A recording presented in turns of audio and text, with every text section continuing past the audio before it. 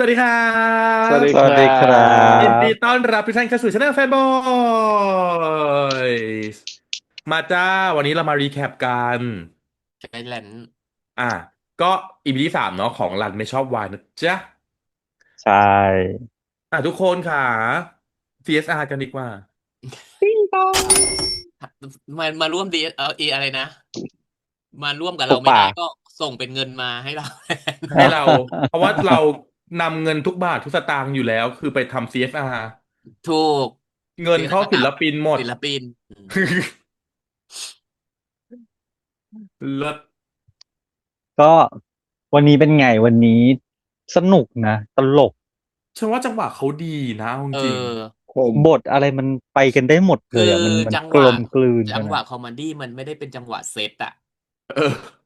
ๆมันจังหวะมันคาดคือดูไม่ถึง เอาอย่างนี้ดีกว่ามันดูแล้วมันไม่ได้เป็นจังหวะเซตอะไม่ได้เป็นจังหวะที่อืมเซตอัพอืมขึ้นมามันดูอืแล้วมมันกลมกลืนอะคือเนาะคือเหมือนกับว่ามันไม่1 2 3มาบทจะมาก็มาเลเยอ่ะ เออคือโดยเฉพาะจังหวะที่ดึงเท้าขึ้นมาใครจะไปคิดน่ะ ที่ดึงเท้าขึ้นมาดูแผลอะดึงขึ้นมาจนโอ้โหเมะหัวโยกไปขนาดนั้น แล้วบทแบบนี้ต้องเป็นแจนเฮ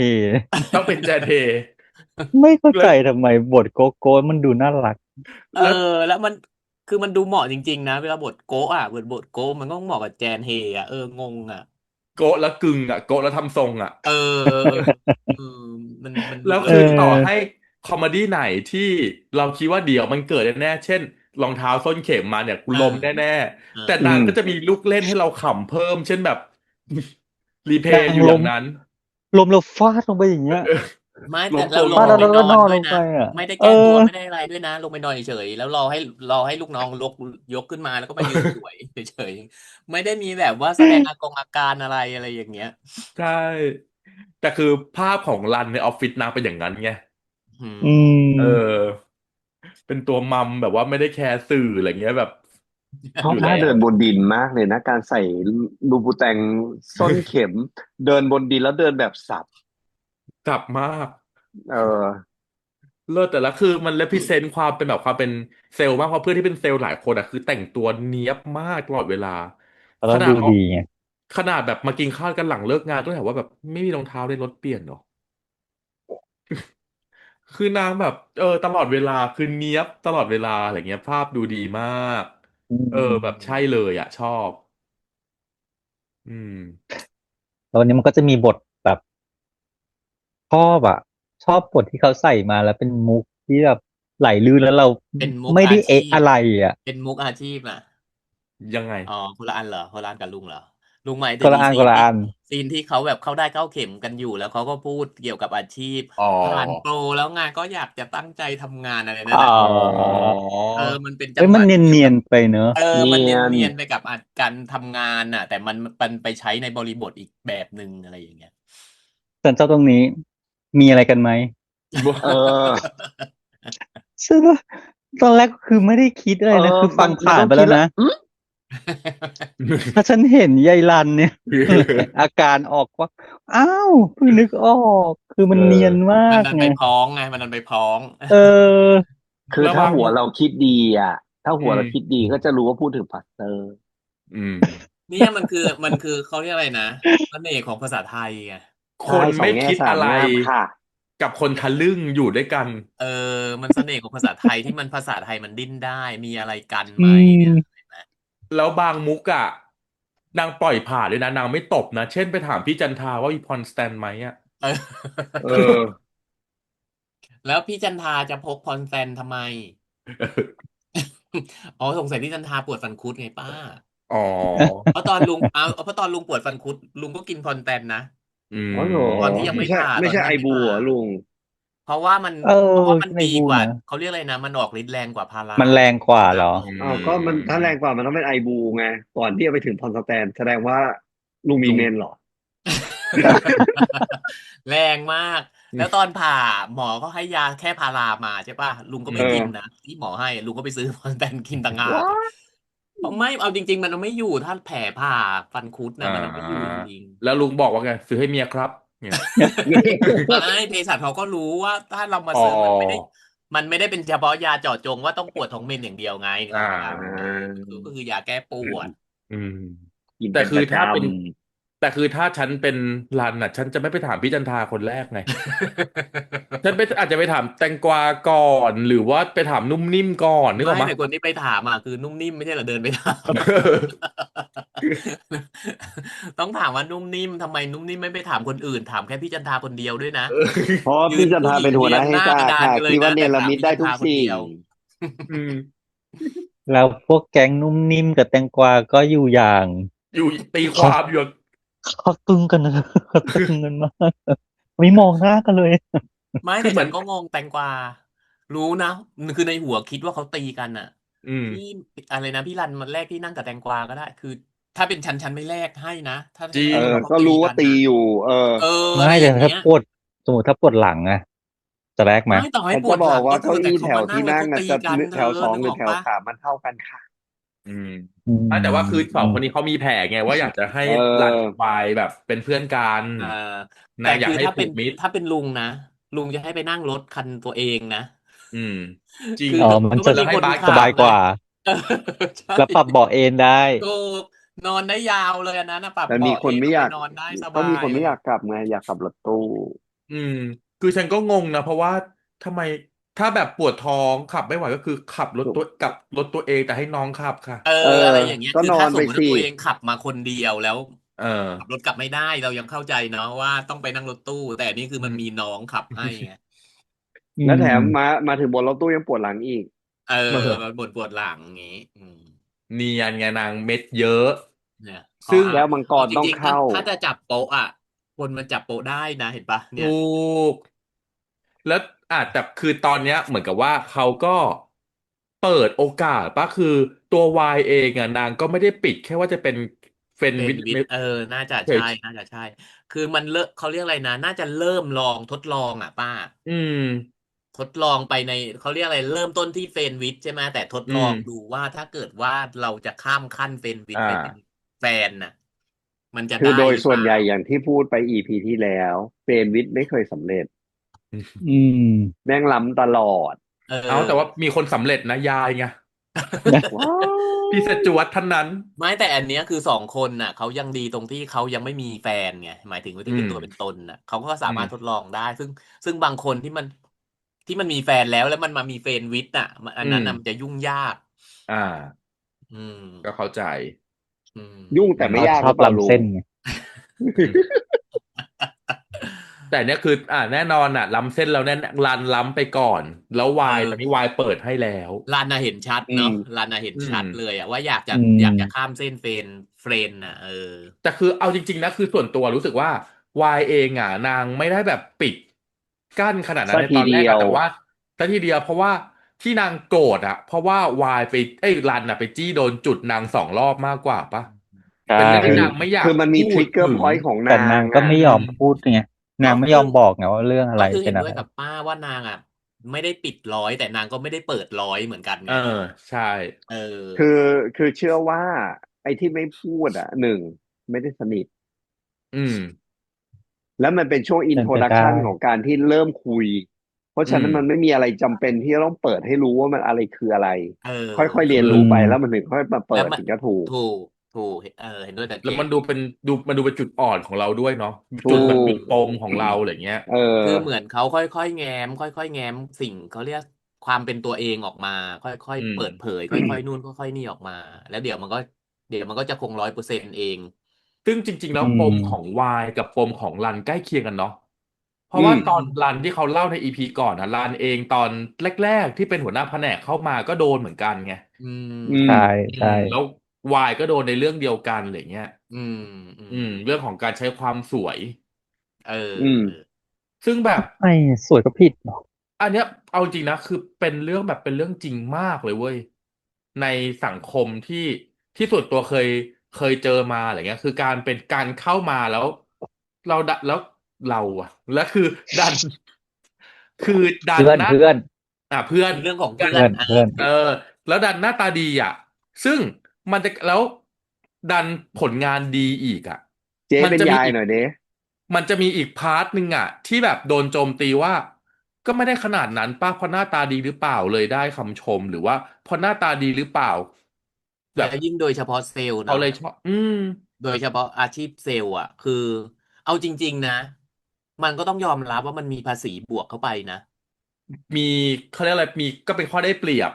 เป็น beauty ข้อได้เปรียบ privilege มันอยู่จในริง อ่ทุกาๆตำแหน่งหน้าจริงที่การจงาริงนๆคือยิ่งไปขายของแล้วลูกค้าเป็นผู้ชายหรืออะไรอย่างเงี้ยเอาจริงๆนี่เขาพูดตามแฟกต์เนาะอืมันเป็นเรื่องจมริงที่มันเกิดขึ้นอ่ะลูกค้าหน้ามันจะหม้อมีเยอะจะตาเออยมันจะยิ่งแบบว่าเพิ่มเปอร์เซ็นต์ที่สำเร็จอ่ะมากขึ้นทุกมีอืมส่วนจอืมอืมริงๆอันเนี้ยคืออืต้องม ต้องยอมรับคือเราไม่ได้บอกว่าแบบเฮ้ยหน้าตาสวยอย่างเดียวแต่ว่าหมายถึงว่าการก็ทำงานแม้ก็แล้วแต่มันมีการที่มีบุคลิกภาพที่ดีใช่อ่ะเราอาจจะมีความสวย50แต่เราแต่งตัวกรูมมิ่งให้มันสะอาดสะอาดให้มันดูดีถูกมันก็ถูกต้องดูดีเนาะความดูทุดีมันคือ กทุก beauty ถาม privilege ง่ายอืๆมไม่ต้องอย่าเรียกว่า beauty privilege เลยถามว่าคุณอยากเจอคนหน้าตาดีในการทำงานหรือคุณอยากจะเจอสภาพคนไหนในกระเซิการทำงานงเข้ามาแล้วถูกไหมกระเซิงอะไรเผาเงี้ย เผาดีดอยู่บนหัวอย่างเงี้ยเนาะอูใจเอาเย็อืม นรู้กันนี่ก็แรงเกิน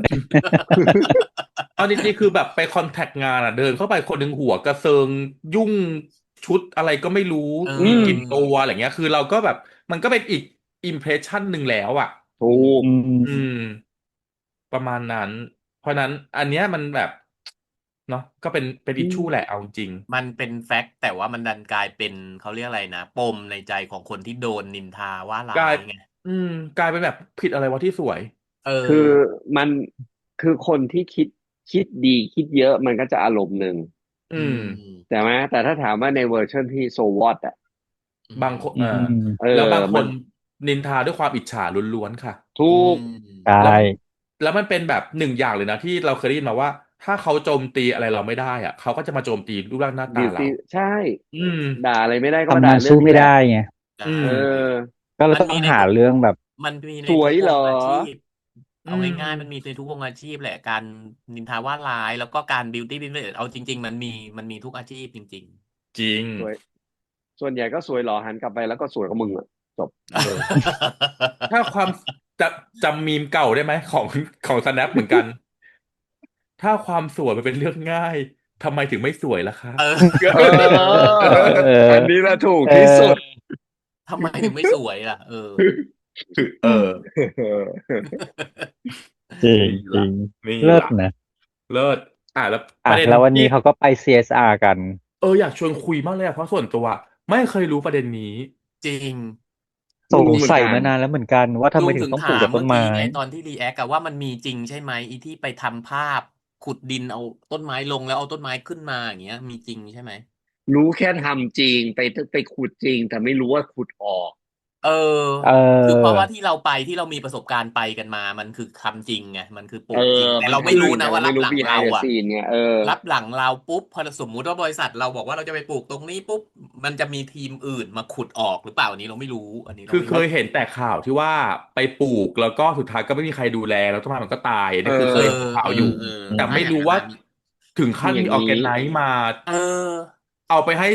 บริษัทหน้าปลูกต่อเอออะไรอย่างเงี้จริงยคือทอุ๊ำเขาเหมือนสไม่แล้วมันตูดิโออ่ะเป็นเหมือนสตูดิโออืสำหรับการปลูกมต้นไม้อะไรประเซตมาณอย่างเงี้ยติ้งขึ้นมาเลยอ่ะอืแล้วมที่สำคัญคือเท่าที่รู้คือการทำแบบเนี้ยมันชิฟสถานที่ไปเรื่อยๆในแต่ละปีอือืมมเออเพราะเราฉะนั้นมันจะไปที่เนี่ยมันจะไม่ซ้เดิมไง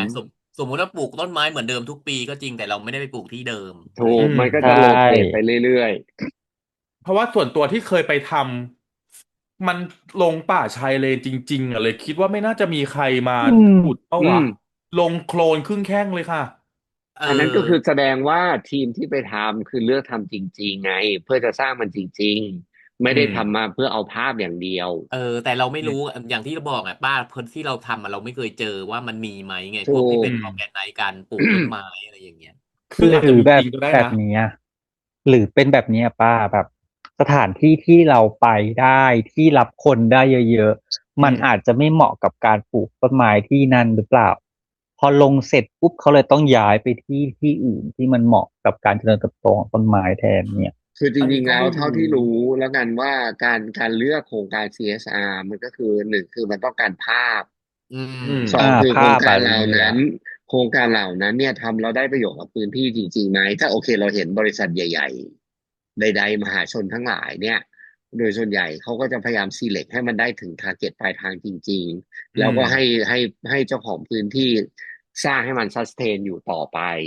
มันคือทั้งเรื่องภาพเป็นเรื่องภาษีใช่ป่ะมันมีการลดมันหย่อนได้หมดอะไรเงี้ยไงเพราะว่าอืมลดหย่อนพวกนี้มันได้แต่ว่าสิ่งที่สำคัญคือถ้าทำไปแล้วอย่างน้อยชาวบ้านหรือเจ้าของพื้นที่ได้ก็ได้ประโยชน์ช่วยไปด้วยอย่าเองเงี้ยมันอก็ดีอืมแต่ว่าในเคสอันเนี้ยเห็นแล้วก็รู้สึกจึ๊กเหมือนกันแหละว่าเอแบบออีนี่มึงทำขนาดนี้แล้วมึงจะทำเพื่อจนแล้วใน รู้สึกว่าแบบหลังจากเนี้ยถ้าเราไปเห็นภาตายพบนห่าแล้วกูจะโซเป็นข่าวแล้วกูจะเชื่อเขาได้ปะวะ เพราะว่าแล้วในซีรีส์อะคือบริษัทรู้เห็นด้วยไงไม่ใช่ไม่รู้เห็นนะเออบริษัทรู้เห็นไหมไม่รู้แต่อีพี่พีอาร์เนี่ยรู้นะอีพี่นิรู้วเนี่ยเพราะว่าพี่นิวมันทำงานอยู่ในบริษัทใช่ไหมล่ะใช่ใช่เออ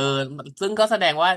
ตอนที่เขาติดต่อเลือกจะมาทำ CSR ที่นี่แสดงว่าเขาต้องรู้รายละเอียดหมดว่าทำเสร็จคือแล้วปุ๊บก็มันจะมีการถคืออนออกคือพี่นิวรู้เชื่อว่า พี่จันทารู้อืมเชื่อว่าเอาจริงๆคือโดยปกติที่พีอาร์มันสนอย่างเดียวอยู่แล้วคือเรื่องของภาพเรื่องอื่นมันไม่เออสนใจอยู่แล้วเอออืมถูกไหมล่ะ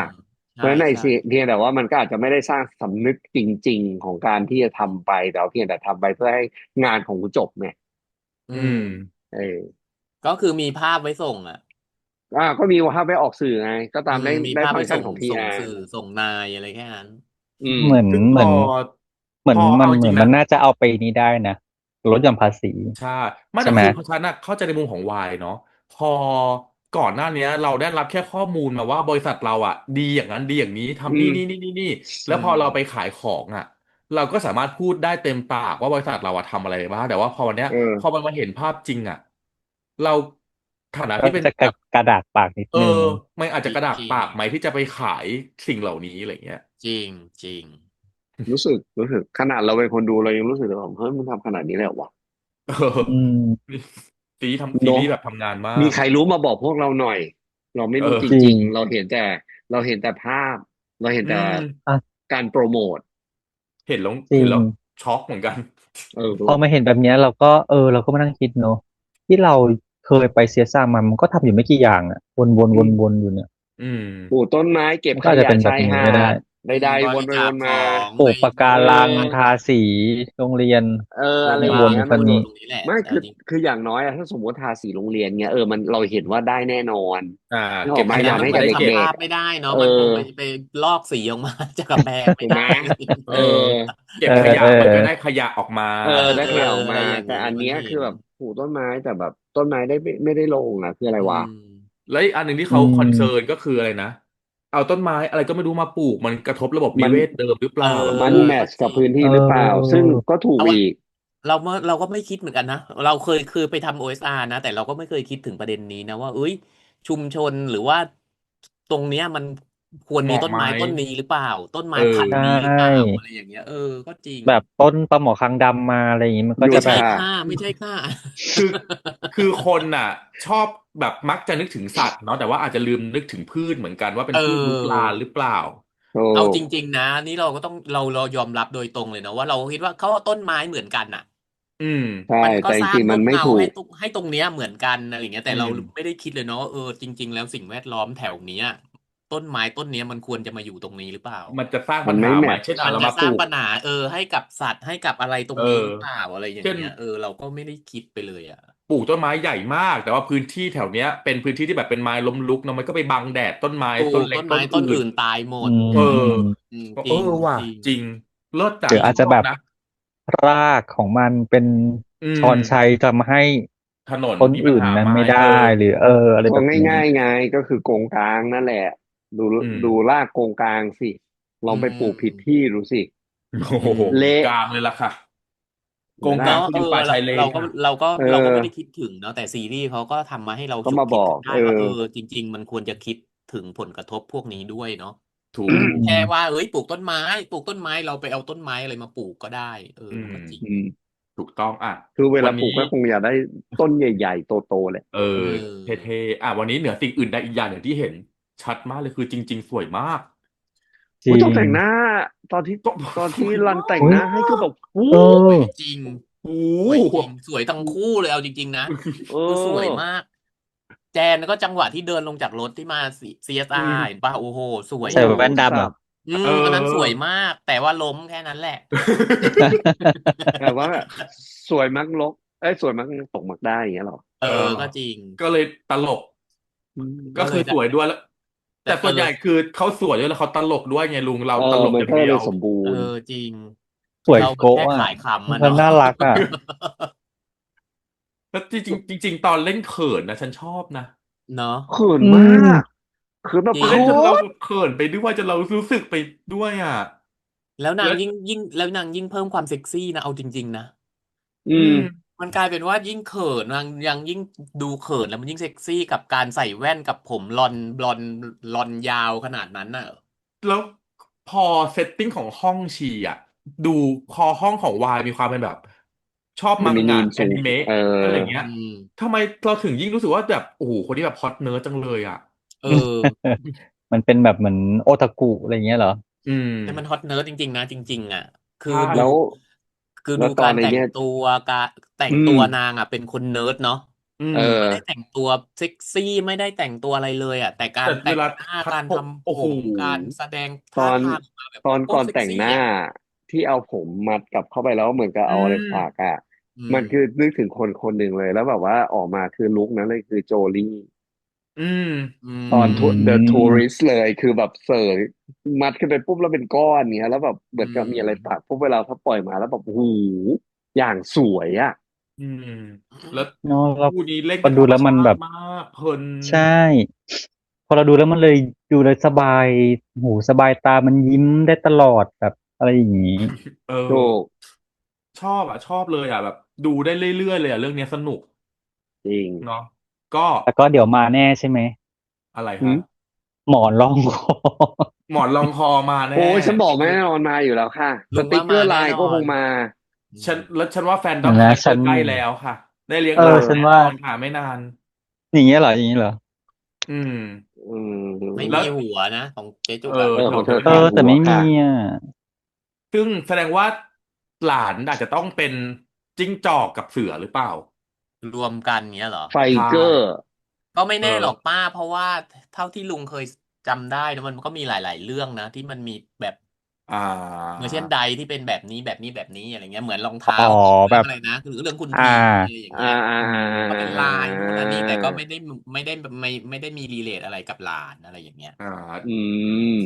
ก็จริแต่งก็จริงแต่อันนี้ก็ไม่แน่หรอกเพราะว่าของคู่เนี้ยยังไม่มีหลานออกมาอ่า